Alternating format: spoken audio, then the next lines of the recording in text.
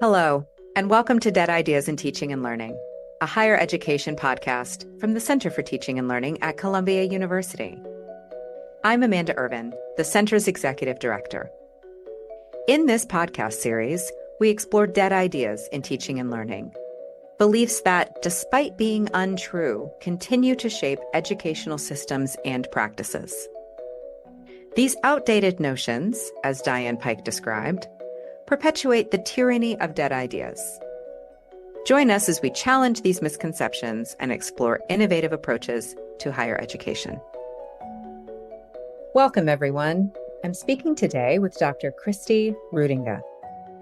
Kristi Rudenga is the director of Notre Dame Learning's Kaneb Center for Teaching Excellence, as well as a teaching professor. She oversees the Kaneb Center team and is responsible for the center's strategy, partnerships, and initiatives, including the Notre Dame Inclusive Teaching Academy, Kaneb Center Course Design Academy, and Foundational Course Transformation Academy. She also consults with instructors on pedagogical approaches and facilitates seminar series and workshops on teaching and mentoring. Kristi teaches courses like Food in the Brain, Pedagogy and Practice in the College Classroom, and the Art and Science of Learning. She writes about pedagogy for the Chronicle of Higher Education. She served on the core committee of the POD Network, the national organization supporting educational development.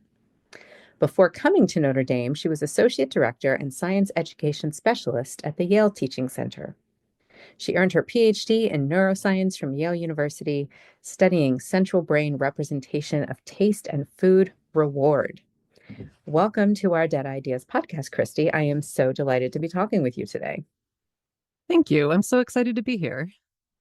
So as we get started, I'm going to give a brief reminder to our listeners that on this season of Dead Ideas, we're exploring the ways instructors can build community and a sense of belonging with students by confronting the dead idea that the world, quote unquote, outside of the classroom doesn't or shouldn't influence the world inside the classroom.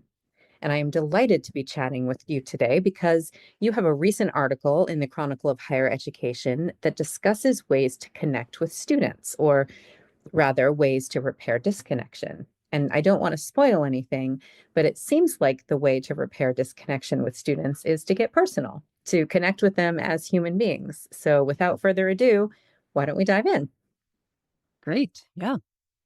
Kristi, your recent article is titled How to Rebuild a Broken Connection with Students. And you talk about how intergenerational misunderstanding isn't anything new, but that the past 5 years of tumult have supercharged the sense of disconnection. Could you talk a little bit about what you see happening in higher education right now? Sure. And I think one thing that's important to recognize is that everyone in higher ed, faculty and students and administrators, have been through such a wild ride in the past 5 years. It, it's hard to believe, but it was less than 5 years ago that we all had this forced overhaul and suddenly had to move everything online in the middle of the semester, in the middle of a traumatic pandemic, and then proceeded to have to figure out how to teach in, we called it dual mode or high flex, with students in and out of quarantine, all overlaid by this national reckoning with racial disparities. And just as people started to realize just how burnt out they were from all of that, AI swooped in and just upended everything that we do all over again. Honestly, it's exhausting just to think about all that's happened in the last few years. So none of us, again, not faculty, not students, we're not coming into this year as our best selves. And what's really struck me in the past year or so has been how many of the conversations I've had with faculty at Notre Dame, with faculty elsewhere, with educational developers elsewhere, have this theme of disconnection. So basically, if someone doesn't want to come in and talk about AI in their assignments, they want to talk about how distant their students seem. And I think the thing that sticks with me most from that is the tone of those conversations, which tends to be just sort of sad and flabbergasted, because these are folks who have been teaching for a long time, are really successful at it. They work so hard to reach their students. They've historically been great at it. And they just feel like they've reached the end of everything they know how to do and are kind of throwing up their hands, but in a really heartbroken way. So, on the other side, we've seen students who got accustomed to isolation and interacting through their screens. And obviously, plenty of people have written and thought a lot about that. And simultaneously, those same students are under more pressure every year to just achieve more and more in college, to the point where they kind of have to prioritize efficiency and be very strategic with their time. So, in a student's mind, if listening to my lecture doesn't seem like a good time investment, then yeah, they're going to work on their other homework during that time. It seems like so many students are treating their college coursework as an optimization problem. And to be fair, that's exactly what they have been taught and trained to do, and exactly what they are rewarded for doing in the currency of grades that we've set up for them. And so that does not lead students to come into class ready to connect. And then, as another layer, this generation of students, the now traditionally aged college students, grew up being told to prioritize their mental health and to ask for help when they need it and ask for what they need to succeed, which is in many ways beautiful.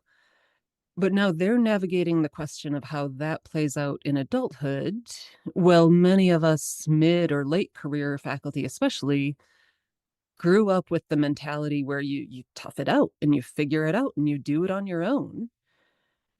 And even if we see value in this kind of newer take on mental health and asking for help, it's unfamiliar territory to us, and it's not always handled well, and it's just very, very easy to grumble about. So I think with all of those things, it's easy to feel so discouraged and disillusioned about what it means to teach in higher ed right now. And as trite as it sounds, I really think that one antidote to that disillusionment is to find ways to foster human connection with students. Because if we can just recognize each other's humanity and connect in real ways, even if they're very small, that just makes teaching feel different. It makes learning feel different. And it can give us renewed purpose and honestly renewed enjoyment in our teaching. I appreciate your reminder of an extension of empathy for students that they are, because I have seen just some recent posts or articles come out about how students just aren't reading, or students just don't know how to write anymore, that they're not engaged in the work of doing a discipline in the way that, perhaps previous generations might have been. But you're correct. They're optimizing their time. It's exactly what they've been trained to do, like you said. One of the reminders that I liked a lot about what you said was that if your lecture doesn't seem like a good investment of time, they're going to strategically do something else during that time, which is a nice reminder to be transparent with students about why we're doing what we're doing, to make lectures something that's very clear what the value added is. Yes, very much so. Yeah, I think it's important to remember that, students are doing what they've been trained to do, and we're doing what we've been trained to do. And no one is, in broad strokes, no one is coming into this with ill will, trying to be rude to the other party. But what we've been trained to do and what we're trying to do just aren't really matching up at the Mhm. moment. Seems to be a lesson in learning how to meet each other where we are, both Exactly. sides. So speaking of meeting each other where we are, you offered a wealth, shall I say, of practical and simple strategies for faculty to consider. And we'll talk about some of them in a minute. It was everything from learning students' names, which seems so basic, but can be so fundamentally transformative for students when they realize you know their name, Mhm. to inviting students to a community meal or even asking them how they feel about the class. Do you have a favorite? Would you like to share some of your favorite ways to help build connections with students? I have lots of favorites. So, one thing that I feel very strongly about in every class, no matter the size, no matter the discipline, no matter the level, is finding ways to get every student to open their mouth and say something to another human in the classroom, at least within small groups, sometime fairly early in every single class period. I think it really helps. Well, it does a lot of things. It helps to ground people in the room and connect them with each other and connect them with the material. And I think it helps to signal that if I'm the professor, I'm not just here to transmit information from my notes into their notes, that we're here to do this thing together, that and learn and work as humans in the same space with each other. So that can take a lot of forms. Even just like a quick think, pair, share activity, I think transforms a classroom, honestly, compared to just straight lecture with no interruption. For smaller classes, one of my favorite strategies that helps me overcome my natural introvert tendency to avoid small talk at all costs is to use name tents. And I wrote about this in the article, but I think from a slightly different angle. But one of the things that this really helps me with to use name tents and hand them out to each individual student every day of class and then collect them at the end of class, that really holds me accountable to at least saying, "Good morning, Amanda." If nothing else, I'm going to say good morning to you by name and hand you your name tent, and sometimes chat a little further with the student. But that keeps me from kind of tucking myself behind the podium to stay safe from small talk. And then another favorite, I think, is this inviting students to my home to have dinner as a class. And I want to note that I'm very aware of all the layers of privilege that go into making that possible. I live close to campus.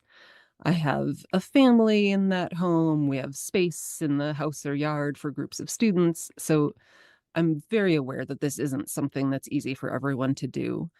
But I try to make a habit of it whenever possible because I always enjoy the chance to see students in a totally different environment. And they can sometimes be pretty different people or pretty different versions of themselves in my backyard jumping on the trampoline with my kids than they are sitting in a classroom. But most of all, I'm just blown away by the warmth among classmates in subsequent days of class after having them over for a meal. It's just a consistent thing that I observe from semester to semester that once they've spent this time together in a purely social way, especially in a home environment, they're just tend to laugh more easily and kind of share an easier rapport throughout the class period. I think of one particular experience with a student who had been, smart, but very standoffish and reserved all semester long. It was tough to get her to talk other than when she absolutely had to. And she kind of accidentally showed up before any of her classmates did. She showed up right on time for this cookout, and everyone else was a little late. So she and I spent some time just chopping vegetables together in my kitchen and chatted about her family and her hometown. And she was this completely different kid in subsequent days of class. It was just like there had been some wall there, and she established some kind of trust or something, and that wall came down. So seeing what it can do to spend time connecting outside of class with nothing to do with the course material has been really, really powerful for me. And I think so many of these strategies, and we could go all day. I love to spout teaching strategies, but so many of them are just about laying the groundwork for that human connection. And obviously, students have to meet us in that space. They have to do their part in this. But it is up to us to be the adults in the room and set up those conditions for human connection to happen and to take that first step of reaching out to students for that connection.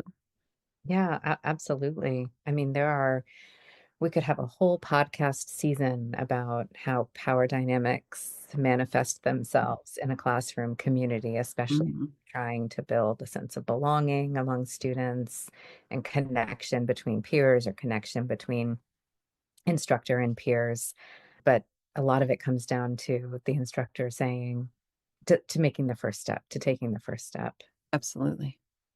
I appreciate you talking about how the strategies have to work for you. Like there are things that you know about yourself. Like you Yes. perhaps consider yourself to be an introvert. So you have latched onto a strategy that helps you connect with students and not, I think you said, hide behind the podium or invite students to your house for a meal. I can imagine, those of us in the city with small apartments, Right. meeting students in the park or having, Exactly. having a class meet in a different location, like outside, can foster those more informal moments between students or between students and instructor. It's such a light lift, but small change, big impact. Right. Exactly. Yeah. This is all so good, Kristi. And I know that we mentioned this when we first started talking today, but all of these strategies and this conversation is reinforcing this idea that connecting with students as human beings is the way forward. It's the way to Hmm. repair any kind of disconnection that might have happened as a result of the pandemic or generational differences or just feeling burnout of having to adapt to another thing that's happening on our campus, like artificial intelligence, for example. And there's something that you said in the article that I'm hoping we can close with, and this is a quote that I'll read for our listeners at home. You said human connection is essential, both for your own job satisfaction and as an important precursor to student learning. And I happen to personally and professionally agree with you. I'm hoping we could talk a little bit about why human connection seems so key to the learning process and our enjoyment in it. Yeah, this is a question that's been on my mind a lot lately. I believe very, very strongly that, as you said, human connection is the way forward here. And I've been trying to articulate the ways that that matters in a world where you can learn a lot online and from books. And I think it comes down to a couple of different things. And one piece of this is from cognitive science, which tells us that students learn best when they are engaged and alert, but not overly stressed. And I think when we're learning in an environment of human connection, if students are working on a problem with their neighbor or sharing a laugh with their professor, that supports the level of engagement and alertness that it takes to learn and can simultaneously mitigate the stress of even very, very challenging topics. So, when a classroom is rich in human connection, that really does lay the groundwork for learning in that way. Another thing we know is that humans learn skills, especially through repetition with feedback, which is great. But it turns out that feedback very often comes with feelings, sometimes a lot of feelings, sometimes challenging ones. And in order to actually learn from that feedback, we have to have our defenses down a little bit and trust that the feedback is coming from a reliable and trustworthy source. So if you're a student and you can connect with the person who's teaching you and giving you feedback and trust that they want the best for you and they are here to help you learn, that can bring down a lot of the psychological barriers that might otherwise stand in the way of meaningful learning. And finally, 18 to 22-year-olds and really maybe all of us to some extent, are still in the process of solidifying their prefrontal cortex and of figuring out what it means to be a human and how to interact with other humans. And I really believe that as professors or as instructors of whatever stripe, we have the responsibility of just being role models of adults who are excited about what we do and who care about other humans. And obviously, we can talk about the important limits and boundaries and various inequities that can come out of that. But I really think that coming into teaching with the disposition of being a role model as a human being matters a lot, and that students tend to pick up on that, whether it's conscious or not, and that makes a huge difference in how it feels to teach and in how effective that teaching is. I mean, the learning of what it means to be human and how to interact with other humans feels like a lifetime's goal of work. Yeah, just take care of that in your 2:30 class and you'll be all set. So, Great, amazing. We'll have one module for that. I think this disposition of modeling, especially we can model what it's like to be human, but certainly I can remember lots of value in watching instructors and colleagues now model what it's like to do a discipline, model what it's like to be challenged, be mhm, frustrated by the work, to fail and to recover. mhm. Those are skill sets we want students to walk away from our classes with. And I think that watching someone do that and recover, watching people not know the answer can be just so instructive when it comes to being part of a learning community. It's a huge moment for sure. So thank you for reminding us all of that because I certainly going to take that away with me. Well, thank you.